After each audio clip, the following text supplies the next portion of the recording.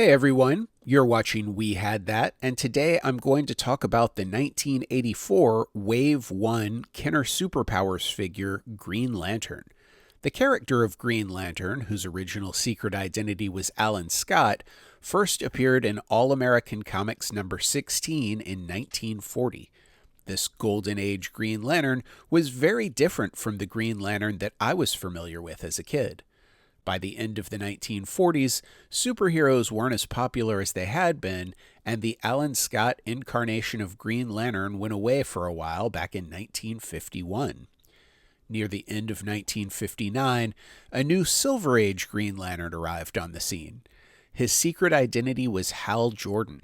His powers were similar to the original Alan Scott Green Lantern, but his look was all new. What were Green Lantern's powers? Well, the Silver Age version wore a ring that was powered by a Green Lantern and strong will. Only a being with extremely strong will could be a Green Lantern, and Hal Jordan fit the bill. The ring allowed the wearer to fly, it could create a force field, and could create temporary objects that seemed to be made out of green light, like a giant hand to grab a bad guy. Superhero action figures had been around for years when the Superpowers line came out. Back in the 1970s, Mego dominated the toy aisles with their 8-inch World Greatest Superheroes line. Although they released 12-inch and 3 3/4-inch superhero action figures as well, there wasn't a figure for Green Lantern in any size. I thought this was kind of strange since the Green Lantern Green Arrow comic book was so successful and Green Lantern was an occasional character on the Super Friends cartoon. There was even a live-action Green Lantern on the TV special Legends of the Superheroes. Sure, he wasn't as cool as the superheroes in the Wonder Woman and Batman TV shows or the Superman movie, and yeah, Legends of the Superheroes was pretty terrible, but at least we got to see a bunch of people dressed up as superheroes for one night on TV. Still, no Green Lantern action figures at the time. The first articulated Green Lantern action figure that I can think of appeared in Wave 1 of Kenner's Superpowers line in 1984. The first wave of figures included Batman and Robin, Superman, Wonder Woman, Aquaman, Hawkman, The Flash, and of course Green Lantern, as well as the villains, the Joker, the Penguin, Lex Luthor, and Brainiac. That's 2 villains from Batman, the Joker and the Penguin, and 2 from Superman, Lex Luthor and Brainiac. I would have preferred a figure of Green Lantern's nemesis Sinestro over either the Penguin or Brainiac figures. My introduction to the Superpowers line was in an ad that was run on the back of what seemed like every DC comic book that summer. There were also TV commercials and wonderful ads in toy catalogs from department stores shortly before Christmas. The line was marketed heavily and sold extremely well. Each Superpowers action figure featured a power action gimmick. For example, if you squeeze Aquaman's arms together, his legs kick. This feature was called his Power Action Deep Sea Kick. When you squeeze Superman's legs together, his arms, which are slightly bent at the elbow, go up and down, making it look a little bit like he's punching. This feature was not surprisingly called his Power Action Punch. It would have been impossible to make an action figure that allowed Green Lantern to create a giant object out of green light, so Kenner did the next best thing and gave him a Power Action Ring Thrust, which was basically the same action as Superman and several other figures. When you squeeze his legs together, his right arm comes up, thus pointing his ring so he can conjure something to fight the bad guy. In addition to a power action gimmick, most of the figures also came with a cape or some kind of accessory.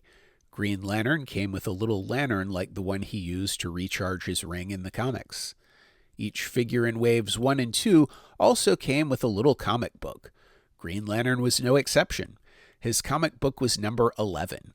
Since there wasn't an action figure for Sinestro or other Green Lantern villain in the line, Green Lantern teams up with Robin to take on the Joker in this story. Right from the beginning of the comic, Hal Jordan, Green Lantern's secret identity, is mentioned to help familiarize kids with the name. The name is used again a few pages later as he's about to change into Green Lantern. Then we get the first panel of him in his costume. Robin is attacked by the Joker, but Green Lantern saves the day by using his power ring, which we find out doesn't even have to be on his finger for him to control it. On the back of each card that the figure was attached to, Kenner printed a clip and save bio card for each character. On the bio card, we learn what the character's powers are. For example, Green Lantern's powers are listed as having a power ring that can create temporarily any object he desires with his willpower. We are also told that the ring is used as an offensive weapon and he cannot be killed while wearing it. It also enables him to fly and survive in space or at the bottom of the ocean. The bio cards also list the character's weaknesses. We learn that Green Lantern's ring is powerless against the color yellow and that it must be recharged every 24 hours. The bio card gives us a list of the character's enemies. Although there is a pretty long list of enemies on Green Lantern's bio card, there were no action figures made for the Superpowers line for any of his enemies. Finally, the secret identity of each character is given. The comic book and bio card gave kids an idea of who these superheroes were, even if they were unfamiliar characters. Although most kids knew the characters from Wave 1, it was a good idea for kids not familiar with some of these characters anyway. By Wave 2, the characters weren't as widely recognized, so the comic books and bio cards proved to be more important once Wave 2 was released. There were several variations of packaging for the Green Lantern figure. Most of these variations were simply different special offers available on very similar cards. For example, one offer was for the fan club, another was for a Superman cape, while another was for a Clark Kent mail-away action figure. But there was one package that was very different from the rest. Often referred to as the narrow card package, 8 of the Superpowers figures from Waves 1 and 2 were released on smaller cards as part of a Canadian gas station promotion. These 8 figures were Superman, Batman, Robin, Wonder Woman, Firestorm, Red Tornado, Martian Manhunter, and Green Lantern. These figures did not come with a comic book or bio card. An example of the Green Lantern in this package can be seen here. As a side note, in issue 182 of Green Lantern, Hal Jordan is no longer Green Lantern and John Stewart has just taken his place. The ad on the back of this issue is the ad for the Superpowers figures featuring Hal Jordan as Green Lantern. Hal does come back once again to be Green Lantern, but I find it pretty interesting that for much of the 3 years that the Superpowers line was on the shelves, John Stewart was the main Green Lantern protecting Earth. I suppose that with the amount of time it takes to get toys from development to the shelves, there wasn't anything that Kenner could have done to prevent this, but it is kind of funny to see a Green Lantern comic book with the question, who will be the new Green Lantern on the front, and an ad for the previous Green Lantern on the back.